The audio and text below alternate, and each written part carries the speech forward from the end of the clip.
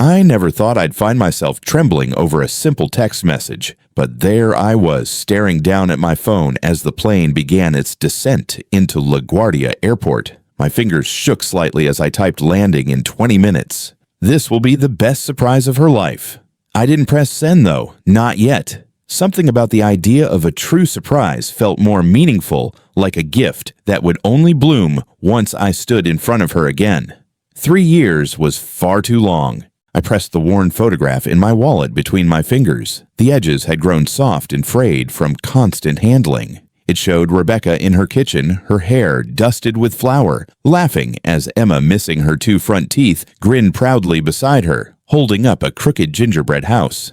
In the corner, little Sam waved a crayon drawing like it was the Mona Lisa. I'd looked at that photograph every day since my wife Martha died. It became a relic of what I still had in this world, a daughter and 2 grandchildren who represented the only future that mattered. When Martha was alive, she had been the one to keep our family glued together. Birthdays, reunions, even small holidays turned into reasons for celebration under her watchful, generous eye. After she passed, something in me dimmed. I told myself that grief was private, that everyone processes differently, but in truth, I shut myself away. My once adventurous spirit, the one Martha loved so much, shrank into cautious routines. Even Rebecca had felt it. Our phone calls grew shorter, our visits rarer. Then came the pandemic excuses life, until distance hardened into something that looked a lot like neglect. But this morning, as I packed a small overnight bag in my Dallas home, I felt something stir that I hadn't in years' anticipation. I'd booked the flight without telling Rebecca. She thought I was still too buried in memories of Martha to travel. She had no idea that her father was ready to show up and remind her and himself that we were still family. Folks, we're making our final approach into New York City, the captain's voice announced over the intercom. My hands clutched the armrests, that familiar wave of nerves rushing through me. Flying wasn't the issue. It was what waited at the other end, a daughter I hadn't held in 3 years. I remembered the last time I surprised anyone, it had been Martha's 50th birthday. I filled the house with roses and lit every candle I could find. She laughed until her sides ached, kissing me like we were still 25. That felt like a lifetime ago. Now here I was, a man in his late 60s, praying I hadn't wasted too many chances. Rebecca's last phone call 3 months ago still echoed in my ears. "I'm just tired, Dad. Really tired." The way she said it left me uneasy, though I told myself it was just the weariness of being a working mother. Still, it had gnawed at me quietly. Maybe that was part of why I bought the ticket, because something in her tone haunted me. The carousel at LaGuardia spun lazily as I waited for my modest suitcase. Around me, I watched families reconnect, a soldier sweeping his little girl into his arms, an older couple hugging their son like they'd never let go. Soon, I thought soon, that would be me and Rebecca. My Uber driver, a middle-aged man with kind eyes, loaded my bag into the trunk. "Where to?" he asked. "Queens," I said, showing him Rebecca's address. "Going to see my daughter. She doesn't know I'm coming." He grinned knowingly. Surprises are the best. I did that once for my mother in Guatemala. She cried for 2 days straight. I chuckled politely, settling into the back seat as the April sun painted the city in sharp, brilliant light. New York looked the same as I remembered, crowded, alive, restless. So different from the quiet Dallas suburb where Rebecca had grown up. Martha always said our daughter carried a spark for bigger things, brighter lights. And she was right. During the drive, I toyed with the idea of calling Rebecca, but each time I pulled up her number, my thumb hesitated. No. Better to see her face when I walked through that door. Better to let the moment strike like lightning. The driver wound through streets until we reached a quiet neighborhood lined with brick front homes. Rebecca's house stood at the end of the block, a neat 2-story with white shutters and a small patch of lawn. Perfect, I thought. Just perfect. I paid the driver in cash and stood on the sidewalk for a moment, my bag slung over my shoulder. The spring air carried the faint scent of blooming magnolias. I imagined Rebecca opening the door, her face breaking into that radiant smile, the kids tumbling toward me with shouts of Grandpa. Maybe I'd start with a joke about finally learning to buy my own plane tickets. Or maybe I'd just open my arms and let silence say everything. I reached into my bag and pulled out the small gift I'd brought, a hand-carved wooden jewelry box. I'd made it in my garage workshop, sanding it smooth, fitting the tiny brass hinges with care. Inside, I'd placed Martha's wedding ring. The plan had always been for Rebecca to pass it down to Emma one day, a circle of love across generations. I felt a lump in my throat as I thought of Martha smiling at that idea. The doorbell waited under my finger. I stood there for a moment, savoring the anticipation. 3 years of phone calls and text messages were about to turn into hugs and shared meals.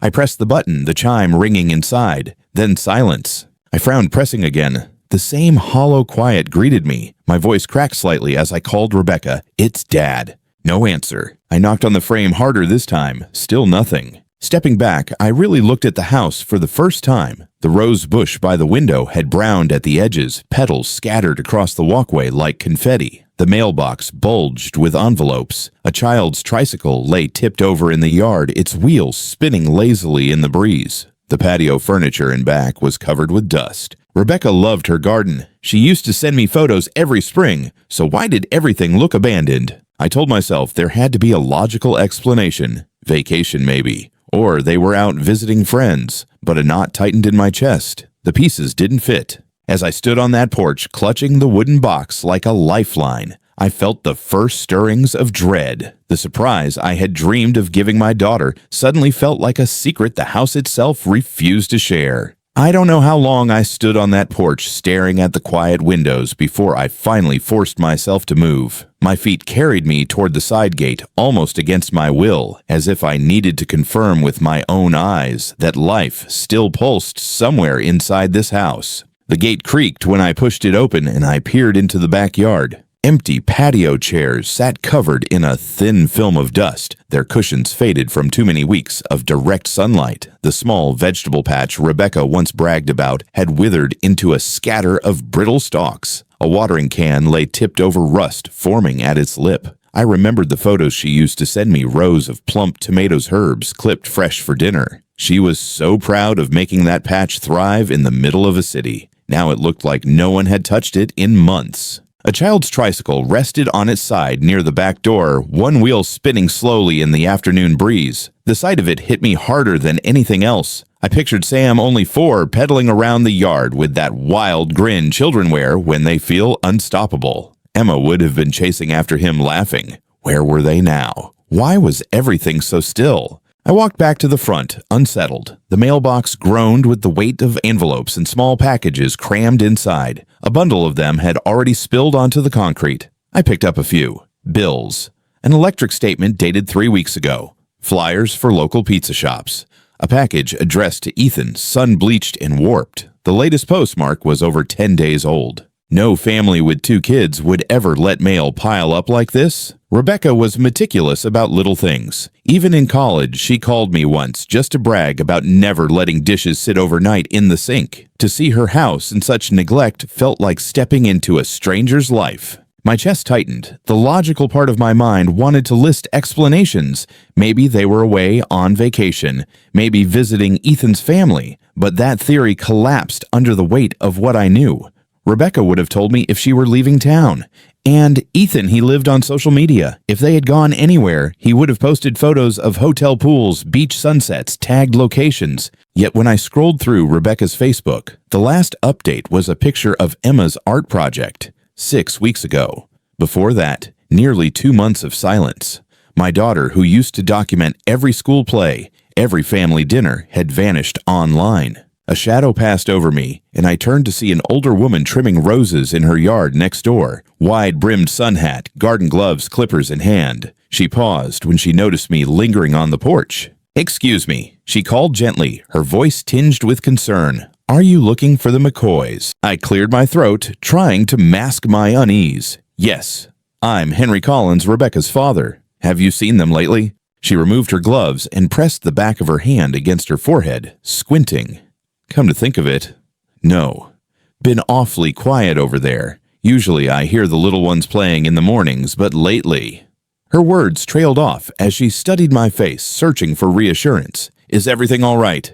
I forced a small smile. "I'm sure it is. Probably just visiting relatives. I'll check inside once I get hold of them." My voice carried a conviction I didn't feel. Well, I hope so, she said, giving me a sympathetic nod before returning to her roses. I sat heavily on the front step, the wooden jewelry box pressed tight in my palm. The pieces refused to fit together. Rebecca would have mentioned travel. The kids would have at least left some sign of recent play. And Ethan, well, he wasn't the type to keep quiet. My engineer's mind kicked in the instinct drilled into me after decades of solving problems. When a system malfunctions, gather data. Observe the failure points, diagnose. But this wasn't machinery. This was my daughter's life, and it looked like the system had already collapsed. I pulled out my phone and dialed Rebecca's number. 1 ring, 2 rings, voicemail. Her recorded voice chirped cheerfully. "Hi, you've reached Rebecca. Leave a message and I'll get back to you as soon as I can." It sounded like a cruel joke now. I hung up and called again. Straight to voicemail.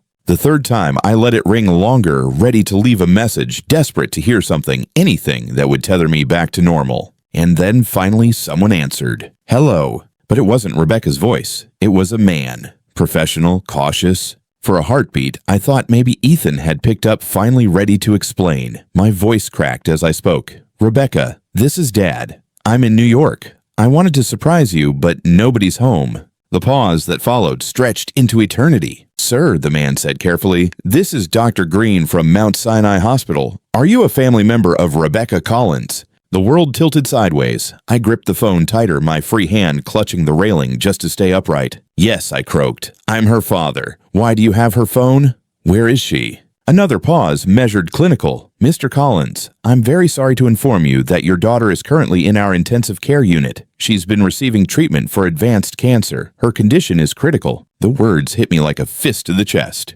Critical, advanced, cancer. The photograph in my wallet flashed in my mind, Rebecca laughing in her kitchen flower on her hair. Just 3 months ago, she'd said she was tired. Tired. I told myself it was motherhood work stress. How could I have been so blind? Dr. Green's voice softened. "She's been asking for you. I strongly recommend you come to the hospital as soon as possible." I felt my knees weaken. The jewelry box slipped from my hand, clattering against the porch. My heart pounded so violently I could hardly breathe. The neighbor glanced up from her roses, sensing something wrong, but I couldn't even form words for her. My world had narrowed to one singular destination. "Tell me the address," I whispered hoarsely. "I'm coming now." I don't remember standing up from the porch or how my legs carried me down the walkway, only the sensation of the phone cooling against my cheek and the air suddenly feeling too bright for the words I'd just heard. The wooden jewelry box lay where it had fallen, a small, stubborn piece of a different future. I picked it up because it felt wrong to leave Martha's ring behind even for an hour. My neighbor lifted her head as I passed the way people do when a storm front moves over them, sensing pressure without knowing why. I couldn't explain. There wasn't language big enough for it. The first yellow cab I waved at stopped. I slid into the back seat and gave the driver the name of the hospital, the words scraping my throat like gravel. He glanced at me once in the rear view, just long enough to register what people register in ER driveways and oncology floors everywhere, then merged into traffic without commentary. I was grateful for that mercy. Small talk felt like a foreign language I no longer spoke. Queens unspooled outside the window in a slow, indifferent scroll corner delis with sun-faded awnings, a barber shop where a father tilted his boy's head to show off a fresh lineup, a church door yawning open to a pool of cool shadow. The city kept doing what cities do, deliveries, dog walkers, horns pressing long arguments into the air, while I counted heartbeats and streetlights and anything that could anchor me to the second I was in. At the first long red, I took out the photograph. The edges softened by years in my wallet felt like a prayer bead I didn't know how to use. Flower on Rebecca's hair, a child's gap-toothed grin, Sam's crayon sun with orange rays stabbing a blue sky. My thumb traced each face like I could press them back into now. 3 months ago, she had said she was tired. The voice you love most changes millimeters at a time. It drops a note here, shortens a breath there, and you learn to call it normal, because calling it by its true name would require you to act. I made a shrine to my routines and set my grief to guard the door. It seemed safer to sleepwalk than to wake up and realize 5 years had turned me into a ghost who dialed in on birthdays and left holidays to voicemail. I could have come sooner. I should have come sooner. I let the admission burn through me without excuse. We crossed onto the FDR, and the river slid alongside us, a sheet of hammered metal, under a high, pale sky. I watched a gull tilt into the wind and thought about the kitchen window in our old Dallas house, the one Martha loved because the light hit the sink just right in the hour before dinner. She used to rinse apples there and sing without thinking about it. When Rebecca was 5, she'd stand on a step stool and help sleeves rolled up water arcing everywhere. That whole life kept playing in the glass, rolling forward and back like a tide, and I didn't know whether to cling to it or let it knock me down.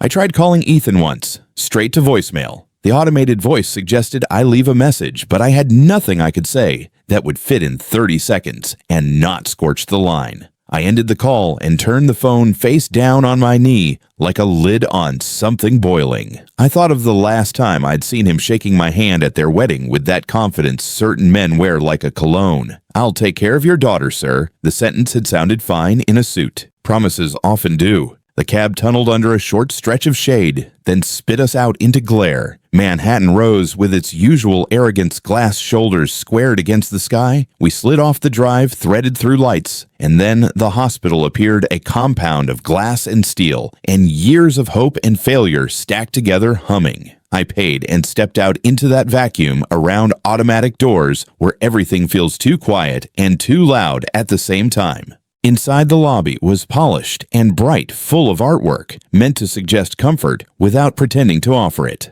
A volunteer in a blue vest pointed me toward the information desk when my feet hesitated. I wrote my name on a visitor form that asked me to prove I existed, while the part of me that mattered most was still sitting on a porch in Queens, holding a box too carefully. The badge printer coughed up plastic with my name on it, and I clipped myself into a temporary version of belonging. The elevator was a silver mouth that swallowed families and returned them changed. I stepped in with a woman holding a paper cup with both hands like it might steady her if the floor gave way, and a man in scrubs whose eyes were so tired I wanted to offer him my chair and the next 5 hours of my sleep. Floors lit up with cheerful dings that felt obscene. Somewhere above, a baby cried with a healthy, outraged wail. Somewhere else, a machine kept time that bodies could not keep for themselves.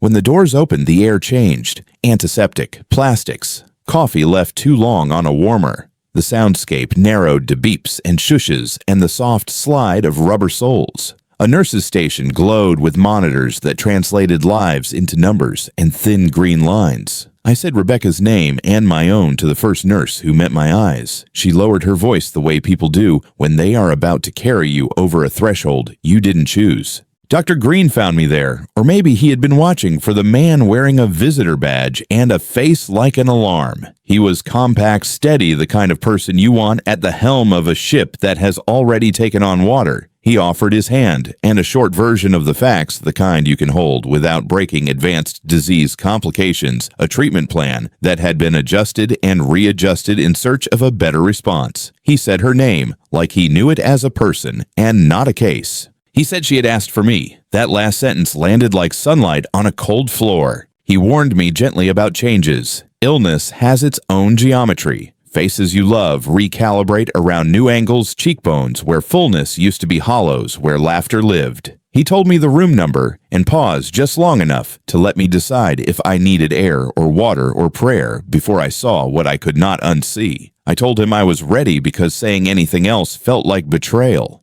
On the way down the hall, I passed a window and caught my reflection in the glass, older than the man who taught a little girl to ride a bike by jogging bent-kneed down a Dallas sidewalk, older than the husband who lined a dining table with 50 roses and thought love was something you could quantify with candles. I reached into my jacket for the jewelry box and felt its weight like a plumb line pulling me true. This at least I could bring to her, a circle of gold that had outlived storms. A chapel door stood slightly ajar just before the ICU wing. I stepped inside for the space more than the faith. The room was empty except for a votive near the front, whose flame worked dutifully at its small job. I sat long enough to put my palms flat on my knees and name what I was afraid of without asking for anything to be changed. I don't know if that counts as prayer. It felt like honesty, which might be a cousin. Back in the corridor, the carpet gave way to tile, and then came the door, half glass, half warning stickers, the threshold where the person I had been would end and something else would have to begin.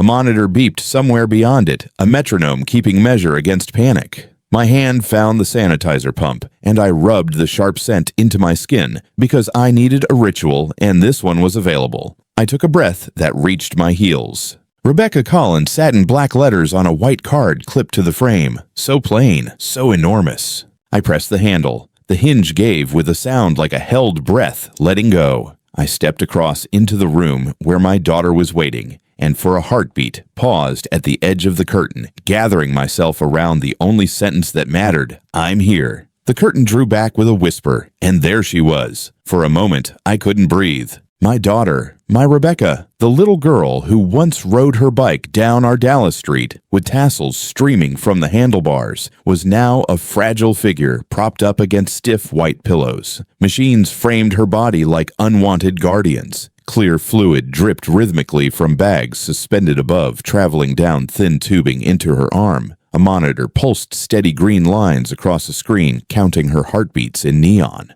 Her hair, once so thick and dark, had thinned into wisps that clung to her temples. Her cheeks were hollow, her skin stretched too tight across bones that seemed sharper than I remembered. But when her eyes opened and found mine, the room transformed. For the first time since I'd stepped off that plane, light returned to my world. "Daddy."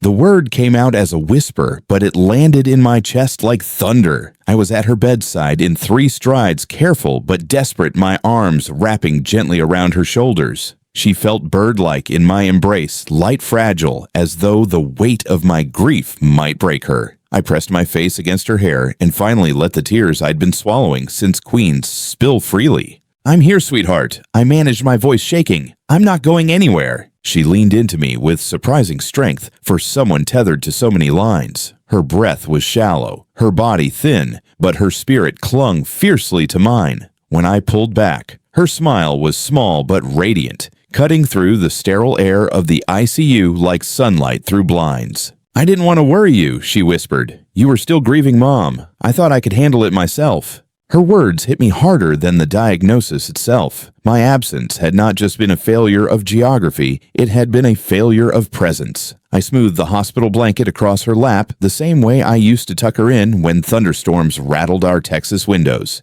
"Oh, Rebecca," I said, my throat raw, "why didn't you tell me we could have fought this together?" Her eyes shimmered, tears welling at the corners. "The doctor said 6 months, maybe 8, with treatment. I kept thinking I'd call when I had good news, when I was in remission.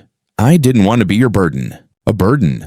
My daughter, who had once rested her small head on my shoulder after every childhood nightmare, believed she was a burden. Guilt seared through me sharper than any scalpel. How had I let silence convince her that she couldn't lean on me? I reached for her hand, wrapping both of mine around it. Her fingers were icy despite the warmth of the room. I rubbed them gently, as if I could coax life back into them. "You will never be a burden. Not to me. Not ever." For a long time, we sat that way. Her breaths came shallow but steady, and I matched mine to hers, hoping my rhythm could lend her strength. Nurses drifted in and out, adjusting monitors, checking vitals. Each time she drifted toward sleep, her eyes fluttered open just enough to make sure I was still there, and each time I was. When she finally slipped into deeper rest, I stood and walked toward the window. The skyline of Manhattan glittered against the evening, its towers lit up like indifferent sentinels. How many windows in those buildings held families laughing over dinner, while mine was here, tethered to machines. The world outside looked too normal, too steady for the chaos inside me. I thought of Martha. If she were alive, she would have known sooner. Mothers carry a sense fathers can't replicate. She would have pressed Rebecca for answers, heard the fatigue behind her words, and booked a flight without hesitation. Instead, Rebecca had faced her illness with only 2 small children and a husband who, from the hints she'd given, seemed increasingly absent. I turned back to the bed and studied her face. Even in illness, I could see traces of the girl I'd raised. The curve of her jaw was Martha's, the small freckle by her lip still visible. When she stirred again, her lips parted. "Where's Ethan?" I tried to steady my voice, though suspicion coiled tight inside me. "I don't know. Shouldn't he be here?" Her gaze flicked toward the window, avoiding mine. "He said he had business meetings this week. He'll be back before the weekend." "Business meetings," I repeated quietly. The words felt like ash in my mouth. My daughter lay here fighting for her life, and her husband had chosen conference rooms, or worse. "When did you last see him?" I asked. "3 days ago," she whispered, almost ashamed. "He's been distant. I think it scares him." Scares him, as if fear excused absence. As if my daughter's courage, lying in this bed with tubes running into her veins, was somehow less important than a man's fragile ego. Rage flickered in me, but I swallowed it for her sake. "Has he been helping with the kids?" I asked. She hesitated. "My neighbor Emma watches them during the day. Ethan handles the practical stuff." The way she said it, like she was trying to convince herself, told me everything I needed to know. I clenched my fist beneath the blanket hidden from her eyes. I wanted to storm out and find Ethan wherever he was, drag him back here by his collar. But Rebecca needed peace, not confrontation. I forced myself to focus on her hand in mine, on keeping my presence steady. The next hour passed in fragments. I told her stories from her childhood, the time she painted the dog blue, the time she demanded ice cream for breakfast, and convinced me to give in. Each story coaxed a small smile from her, though her eyelids grew heavier each time. When she finally surrendered to sleep, I brushed a kiss across her forehead, the same way I used to when monsters lived under her bed. I sat back in the chair and listened to the beeps of the monitor. Each tone was a heartbeat, a reminder that time was still on our side, at least for now. Yet beneath the steady rhythm, another sound echoed in my mind, the silence of her home, the withered roses, the unanswered calls. Ethan's absence was no accident. It was a choice. And soon I would discover just how deep his betrayal ran. But for that moment, in that sterile room, with the city glittering outside, I let myself hold only one truth. My daughter was still alive, and I was finally where I was supposed to be.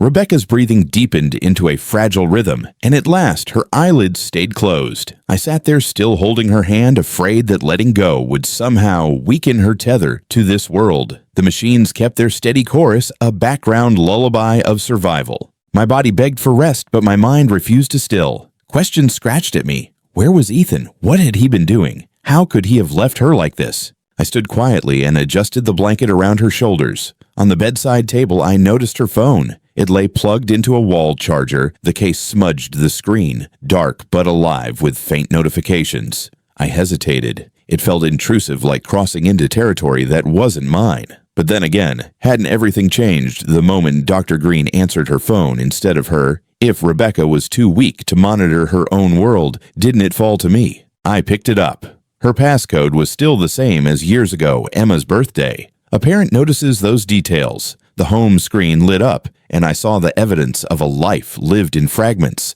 Unread texts, a calendar filled with medical appointments, reminders to pay bills, notes about the kids. My heart ached at the weight she must have carried alone. Then I noticed the notifications at the top. Instagram, several news stories. The name that appeared most often wasn't hers, it was Ethan's. I tapped not out of curiosity, but out of dread. The first story appeared in high definition, a wide shot of a gleaming yacht deck basking in Miami sunlight. Champagne flutes glittered in the frame, lifted by hands manicured and careless. Laughter rang faintly in the background. The caption read, "Living my best life." The timestamp said posted 2 hours ago. I swiped to the next story, and there was Ethan, my son-in-law, smiling broadly, sunglasses perched on his nose, arms slung around two men I didn't recognize. Behind them stretched an endless horizon of blue ocean. The photo could have been pulled from a luxury magazine. The location tag glared at me, Miami Marina. Another swipe, Ethan diving from the yacht's platform, the water exploding upward in a glittering arc.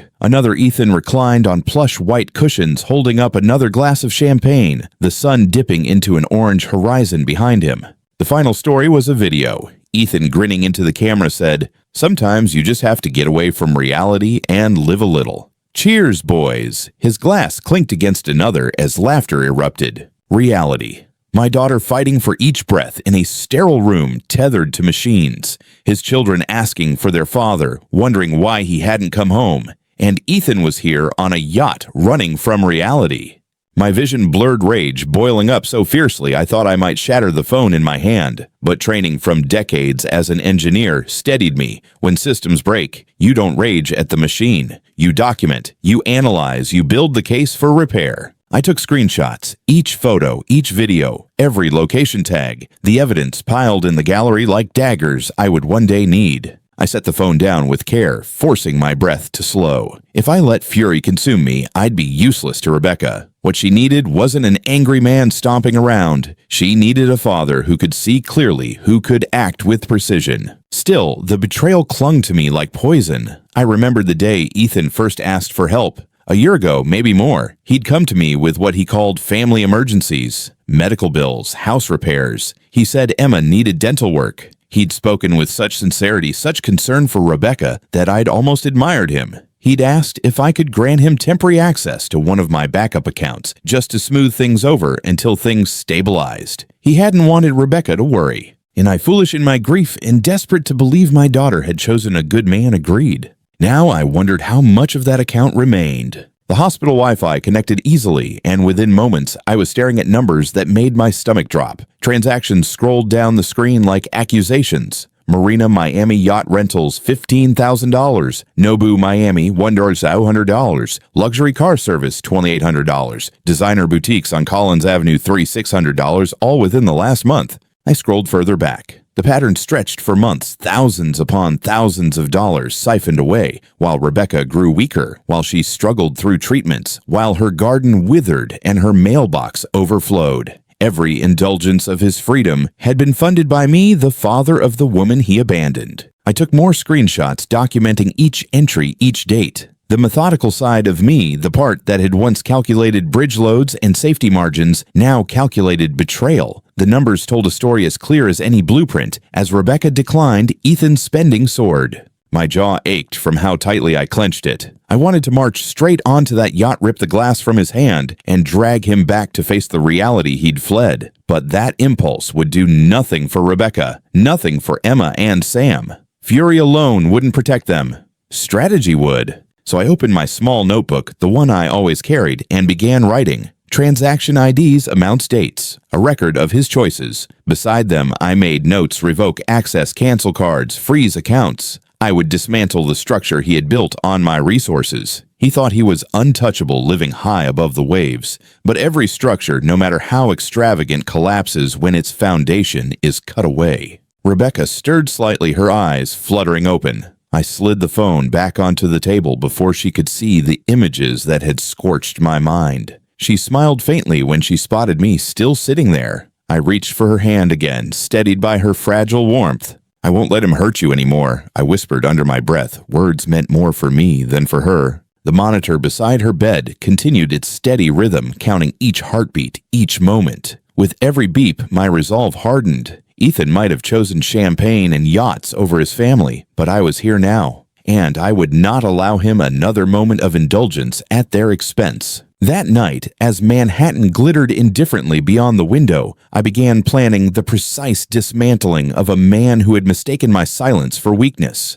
The ICU dimmed as evening settled. Rebecca slept, her hand still resting in mine. When the nurse checked the monitor and gave a small nod that meant stable, I eased my fingers free. I needed more than anger. I needed a plan. Plans calm the hands when grief makes the world tilt. Between the chapel and two vending machines was a narrow alcove. I sat, opened my notebook, and turned shock into a ledger. From the banking app, I copied what mattered: dates, merchants' amounts. The slope of spending climbed month by month, peaking where Rebecca's strength fell away. Numbers don't moralize, they testify. I dialed the bank's emergency line. A calm voice met my panic with procedure. Name, birth date, mother's maiden name, last deposit zip code. I answered each, relieved by the weight of verification. I explained an authorized user, my son-in-law, had abused access. I wanted every pathway closed, cards, canceled logins, revoked automatic payments, killed overdraft links, broken. She didn't ask for narrative, she asked for account numbers. I read them out and listened to keys tapping decisive music of systems changing state. While I waited on a brief hold, an overhead page called a rapid response 2 corridors away. I watched my reflection in the vending machine glass. A man who once designed structures was here to unbuild one. She returned with confirmations, access revoked, cards terminated, recurring charges canceled. I asked to transfer the remaining funds from the old savings to my secure account. She read the balance aloud. It was smaller than it should have been. Years of careful saving, siphoned into afternoons that glittered and vanished. She cued the transfer. The app refreshed. Money moved like a door closing. I requested a hard block on re-adding the user without my in-person approval fraud alerts on any attempt to change settings and an audit of recent address or email edits. She set them all steady and unruffled. We reset passwords while I was still on the line and pointed two-factor authentication to a number only I carry. By the time we hung up, the map of my accounts had thicker borders. Relief came like a tourniquet pressure, first then quiet. Satisfaction didn't arrive. Instead, I sat with the knowledge that I had built the bridge Ethan used to cross into our private ground. A year ago, he had come to my living room with estimates for dental work and home repairs, speaking softly about protecting Rebecca from worry. I believed him because believing felt like loyalty. Grief blurs the fine print. The Family Resource Center had a printer. I turned pixels into paper statements with dates and merchant names, my notes in the margins. The volunteer clipped the stack and in a whisper that landed like a blessing said, "Keep records.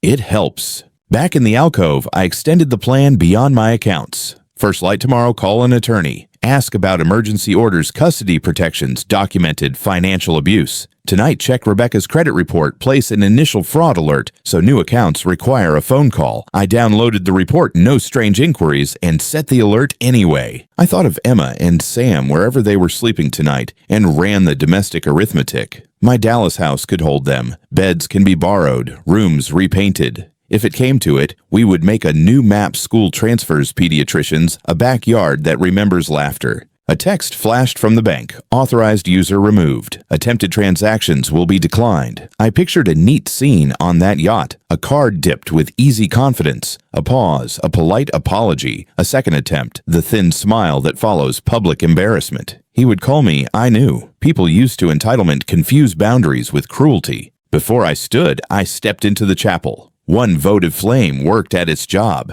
I let gratitude have the first word, competent strangers on phones, nurses who turn fear into numbers, a daughter's hand warm enough to hold. I asked for only what I could name time for Rebecca to heal steadiness, to keep my anger from becoming its own storm. On the walk back, I paused at a window. Traffic stitched the city with red and white threads. No one down there knew that a father had closed the valve a careless man had opened. The best rebuilds happen quietly. Rebecca stirred when I slipped into the room. I took her hand and let the news settle between our palms without words. The monitor's green line kept time. A nurse dimmed the lights and left us with the soft, regular beeps. The phone buzzed against the bedside table. Unknown number, Miami area code. Then another buzz, then a third. I flipped it face down and watched the reflection of the monitor's pulse drag across the glass like a tide. I opened my notebook and wrote what mattered in the cleanest letters my hands could make. Protect Rebecca. Protect the kids. No compromises. Beneath it, I listed tomorrow's tasks in the order they would occur. Clarity is a kindness.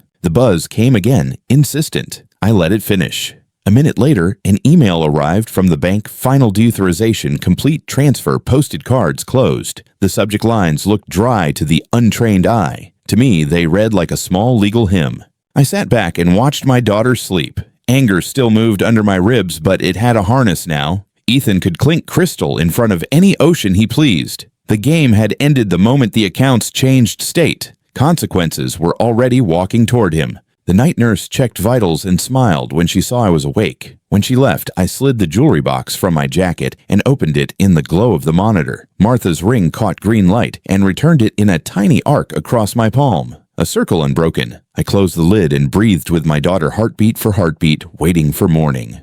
The phone buzzed again, longer this time, until the screen lit the room with Ethan's name. My hand hovered above it. I thought of the yacht deck, the champagne, the water curling away from his dive. I thought of Rebecca lying inches from machines that kept her alive. When I finally answered, I carried the steadiness I had earned from years of design and failure analysis. Harley, what the hell did you do? His voice cracked raw with panic. Behind him, music thudded faintly, voices arguing. My card was declined in front of everyone. Fix it right now. I let the silence stretch. His fear was its own confession. You're at a hospital, I said at last, low flat. Your wife is in intensive care and you're worried about your card. That's not listen, you don't understand. This is networking. These men are important. You can't just... I cut him off. $15,000 for a yacht. $3,000 at boutiques, thousands more at restaurants, all while Rebecca was hooked to IVs. You used my money for that? Do you want me to read every transaction back to you? The line filled with static, then his breathing. Finally, you gave me access. I'm her husband. I have rights. You had rights, I corrected. Past tense. You lost them when you chose a glass of champagne over her hand during chemotherapy. A noise behind me drew my eyes. Rebecca stirred, her eyelids fluttering. She was awake, listening, her thin face turned toward my voice. Ethan's tone shifted, calculating. Restore the accounts, or I file for divorce and take the kids. Judges listen to fathers, too. The words cracked something deep in me. He had stolen money, stolen trust, abandoned vows, but threatening to take Emma and Sam from their mother. That was his fatal mistake. I lowered my voice, every syllable sharpened. You just made the biggest error of your life. I will never allow you near them again. Harley, don't. You had every day for the past 6 months to show up. You didn't. You left Rebecca to fight alone while you played rich man with stolen funds. Do you think a judge won't see the bank statements? The Instagram videos? Do you think anyone will side with a man who left his sick wife for a yacht? His bravado cracked. I heard voices in the background, rising crew demanding payment, friends abandoning him. Please, just give me enough to get home. We can talk about this. No. The word landed like a door slamming. You're done. With my money, with my family, with everything that matters. If you ever come near Rebecca or the children again, I will not just block your cards. I'll dismantle what little reputation you think you still have. Legally, publicly, permanently. He tried one last angle, his voice breaking. I can change. I'll come to the hospital tonight. Don't, I said. Don't you dare walk into this building and pretend you care. She knows now. She's listening. Rebecca's eyes glistened with tears, but they weren't the tears of heartbreak. They were the tears of a woman finally hearing her father draw the line she had been too afraid to draw herself. I'm blocking this number, I told him. Live with the consequences you built. His voice crumbled into pleading, then vanished as I pressed the button. Block. Silence. I set the phone down and took Rebecca's hand again. Her grip was weak, but certain her tears slipping onto the pillow. I kissed her knuckles gently. You'll never have to face him again, I whispered. Her lips trembled into a small, grateful smile. Thank you, Daddy. For the first time since stepping into the ICU, I felt her shoulders relax. The shadow of fear that had lived there for months seemed to lift. The machines kept their steady rhythm, but the true sound of healing was in the quiet between us, an understanding that she was no longer alone, that her children were safe, and that the man who had betrayed her would never again touch our lives. That night, as the city pulsed beyond the window, I realized something simple but unshakable consequences had finally arrived for Ethan, and I had been the one to deliver them. Morning arrived the way hospitals do mornings, with gray light that didn't ask permission and a nurse's soft voice marking the hour. I woke with a kink in my neck and my hand still around hers. She was awake, eyes clearer than yesterday, a small crease of resolve between her brows. We stayed quiet until the room understood we meant to talk. Then she exhaled and the words began. She did not start with drama. She started with measures. After Sam was born, Ethan began counting things. He counted receipts, hours, steps, the number of times she paused to rest. He weighed weekends like cargo, always asking how much she would add to the lift. Humor did the work of ledgers. When he said partners carry weight equally, he looked at her the way people look at scales. It grew by degrees, the way rot hides under paint. He praised her when invoices landed, frowned when they didn't compare her to wives she had never met, brought home plans built on money they didn't have. She called it ambition until it stopped sounding like love. She apologized for the apology that followed, then stopped and admitted how tired she was of explaining him to herself. The diagnosis arrived like a fork in a road she hadn't known she was walking. Fatigue to fevers, then scans, then a room, with lights too bright for the sentences inside it, she told him softly. He answered with a schedule. He bought expensive flowers and left early. He avoided the pill bottles. When her hair thinned, he called her brave and checked his phone. Illness moved into the house and waited to see who would make space. She made space everywhere. He defended his calendar. He traveled more, performed helpfulness in small, photographable ways. He let silence fill the rooms and called it rest. She did not tell me because she wanted me to have a version of her that wasn't medical. She spoke of the children without theatrics, which made it heavier. Emma drew ships with tiny flags. Sam asked if the beeps were songs. A neighbor, Mrs. Alvarez, stepped in with school runs and pasta bakes, the particular mercies that don't make headlines. Rebecca kept a go-bag by the door. She learned which nurse braided hair gently. She learned where to cry without echo. Then money and the room went still.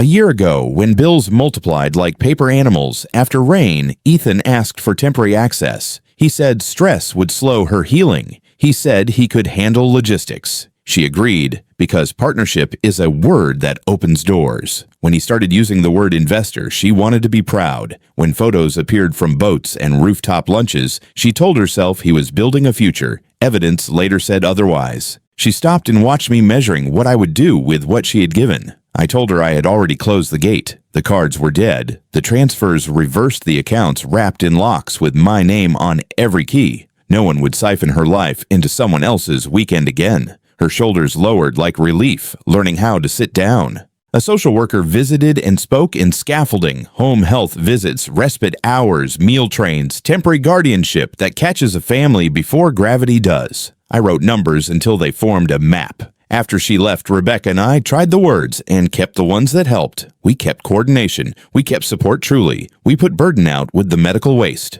She asked about Emma and Sam the way engineers ask about bridges, precise and practical. I answered the same way. Mrs. Alvarez would cover afternoons. I would handle school meetings and doctor notes and bedtimes by phone. On good days, the children could come for short visits cleared by the team. When doctors agreed, we would bring them to Texas for a season into rooms with soft lamps and a yard for ball games and quiet. She nodded and closed her eyes for a minute, letting the plan find a home. When she opened them, she did not look angry. She looked finished with apologizing. She said she felt foolish for missing what was obvious in hindsight. I said hindsight is a cruel narrator, and she owed herself a kinder one. His choices belonged to him.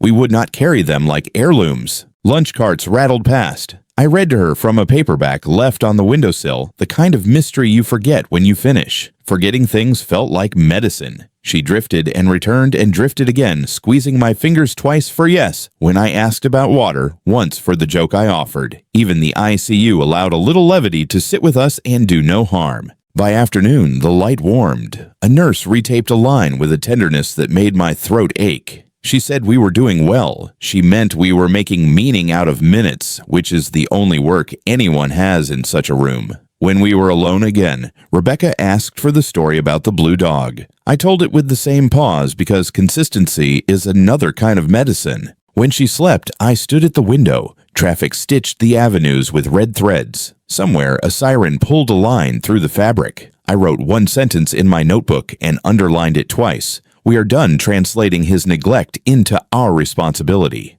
Before I sat, I took the jewelry box from the drawer and let it rest in my palm. The ring inside was shaped by heat and pressure into a circle that remembered what it was for. I thought of Martha sanding a rough edge from a shelf of Rebecca, learning to hold a hammer of Emma's small hand inside mine while we crossed a street. I put the box back, took Rebecca's hand, and allowed myself to believe we had begun to move from surviving toward living one ordinary breath at a time.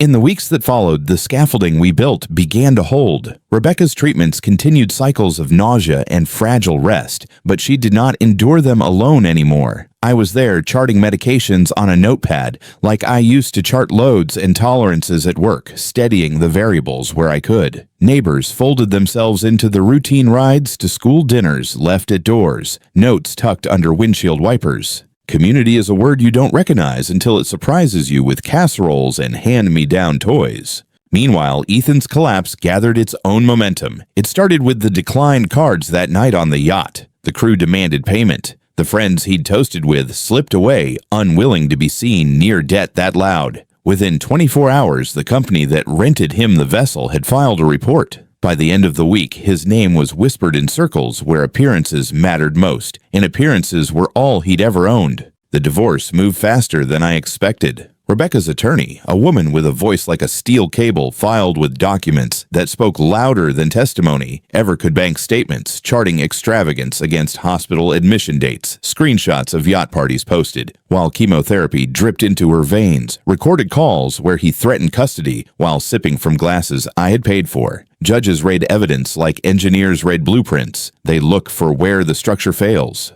His case collapsed on page 3. Custody was decided in a single hearing. Ethan's lawyer muttered phrases about rights and partnerships, but each attempt landed against the wall of proof. No judge sides with a man who abandoned a terminally ill wife while bleeding her father's accounts dry. Rebecca was granted full custody with protective orders wrapped around it like steel. Ethan was ordered to stay away until further notice. He nodded in the courtroom, his face pale, his tie loose, a man suddenly naked of allies. I sat beside Rebecca through it all, her hand trembling against mine when the judge pronounced the order. Relief does not always feel like victory. Sometimes it feels like air returning to lungs that forgot how to expand. Outside the courthouse, she cried quietly, and I held her the way I had when she was small and scraped her knees. Different wounds, same father. News of Ethan's downfall traveled quicker than we imagined. His firm, once impressed with his bravado, reviewed his accounts and found too much overlap between expense reports and the lifestyle he flaunted online. They let him go quietly. But whispers aren't quiet in a city that feeds on stories. Friends who once cheered him at bars didn't return calls.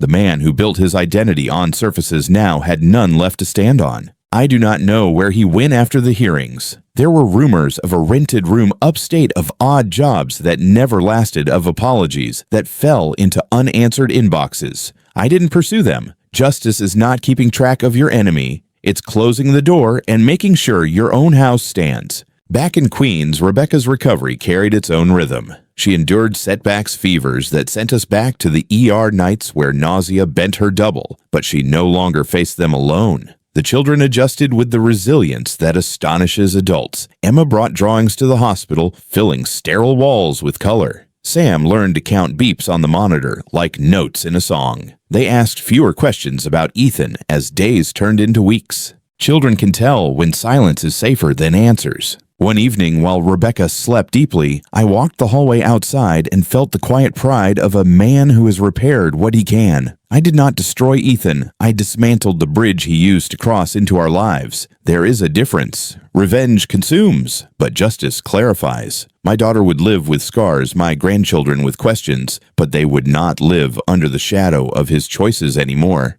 That was enough.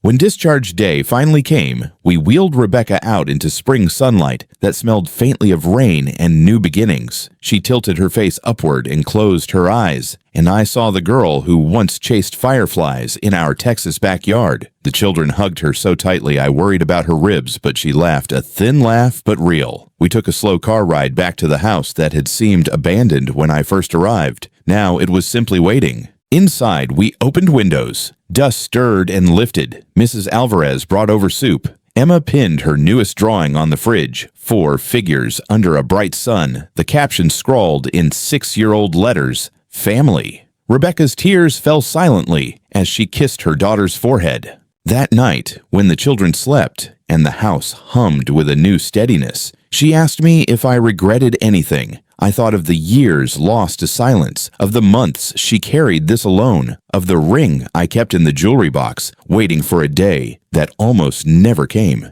Regret is too simple a word. I told her I carried lessons instead, that families must speak, even when it hurts, that love is measured in presence, not appearances, and that silence is never a shield, it is a thief. She nodded her head against the back of the couch, her body still frail, but her spirit upright. For the first time in months, perhaps years, I saw hope sit beside her and stay. As the streetlight outside flickered on, I understood that our story had shifted. The storm had not vanished, but it had passed through, leaving space for rebuilding. Ethan was gone, his shadow dissolved into his own mistakes. We remained bruised, scarred, but standing. And that, I realized, was the truest definition of justice.